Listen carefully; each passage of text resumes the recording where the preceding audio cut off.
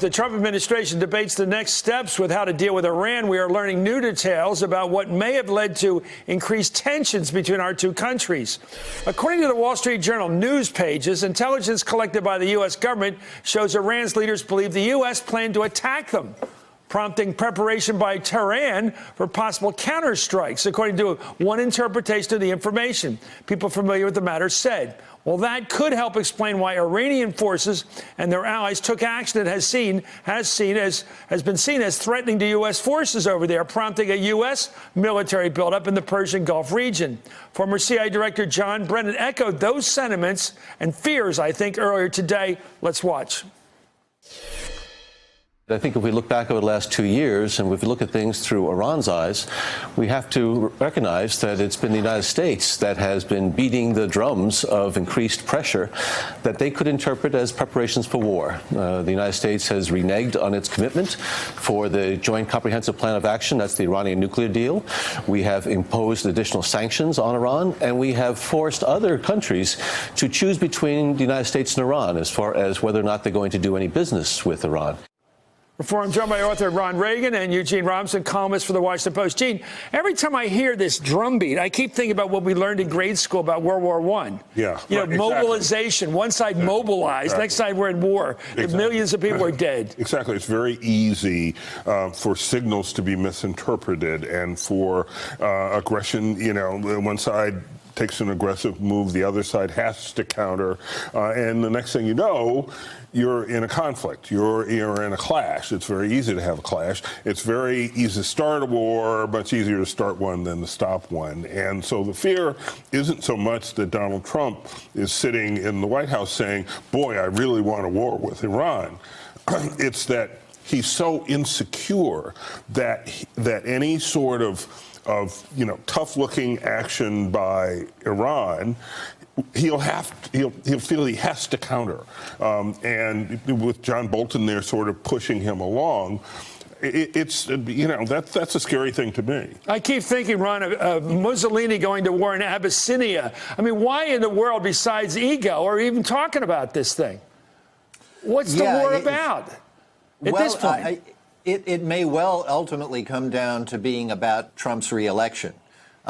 Trump doesn't know much about much, but I think he probably knows that wars tend to help presidents in their reelection efforts.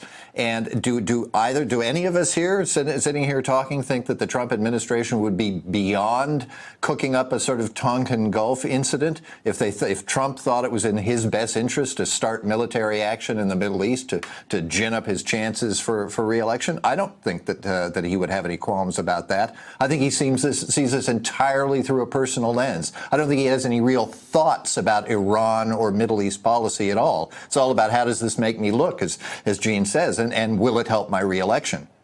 Well, this is the weird thing. Apparently, according to the New York Times reporting, which has been pretty good on this, Trump's big concern is not that we go to war, but that it looked like John Bolton decided we go to war. Right. In other words, he's not the big shot Mussolini, the character he wants to be, which is I'm the boss. Exactly. He doesn't want it to look as if John Bolton is driving the bus. He drives the bus. He's the only one who drives the bus. I'm not sure that his political calculation would be that getting into some big messy war of the kind that he said we wouldn't get into, that he said we would get out of. I don't know if he actually thinks that would help him so much in terms of reelection. But I do worry about the sort of escalation. There is no plan here. That's the problem. Well, the plan is to look tough. You come in, you decide to abrogate the Iran deal. You decide that we're going to put pressure on Iran. So they do that, and then what? You know, toward what end? I want to ask you both to close this week's story about this question. You know, we were talking about abortion rights, and it sounds like a totally different thing, but the politics are not that different. I think a lot of the people who oppose abortion, of course, people oppose some people on moral grounds, of course, but to play the issue is if you can actually outlaw it. You don't actually want to actually get to the point of outlawing it. You want to promise to outlaw it again and again and again, so people who will vote for you who thinks it's morally wrong. That makes sense.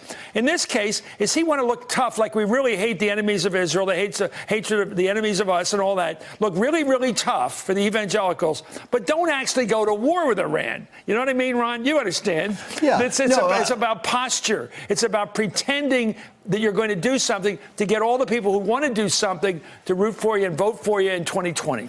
Yeah, to respond to Gene, too, I don't think that Trump has decided that going to war with Iran would be good for his reelection chances, but I think he'd like to keep his options open. And that's why I think we're being played here a little with all this talk about him being the reluctant warrior. I think that's the pose he likes to take here because it's the most useful to him at the moment. And I don't think he knows whether he wants to do. He'll decide impulsively in the moment. But he was a reluctant warrior in the 60s, Ron. That's true. And those bone spurs are, they're still painful. You're not going to have a concierge doctor from Madison Avenue getting you out of this one if it gets started. No, you're not. And look, underlying the policy as we've seen it, and they haven't really enunciated a doctrine on Iran or something like that, but if you put together what they have done, what the end seems to be is we're going to put on these crippling sanctions that are going to destroy the Iranian economy, and somehow that's going to cause regime change or this drastic change in behavior. That never works. That will never work in Iran. It has never worked anyplace else. It hadn't worked in Cuba for 60 years. It's not going to work. And even the hawkish people who care about Israel, I mean, I'm talking about the evangelicals too, and the Bibi people. The fact is, I was reading today, anybody who imagines a worse scenario where we're fighting with Iran, well, immediately Hezbollah is unleashed on Israel with 100,000 missiles aimed at this little country. Who thinks that's good?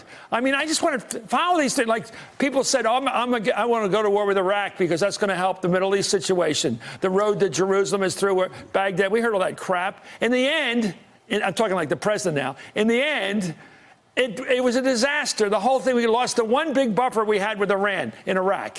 What good did that do anybody? Well, and consider what will happen to Saudi Arabia if we go to war with Iran. Yeah. What's going to happen between those two enemies? You guys know more together than the president, I'm afraid, and John Bolton. There's that's not saying bad much. mix. Anyway, thank you, Ron Reagan. I love seeing you out there in Seattle. Wish we were back here. Thanks, Gene, as always. Eugene Robinson of the Post. Up next. Hey there, I'm Chris Hayes from MSNBC. Thanks for watching MSNBC on YouTube. If you want to keep up to date with the videos we're putting out, you can click subscribe just below me or click over on this list to see lots of other great videos.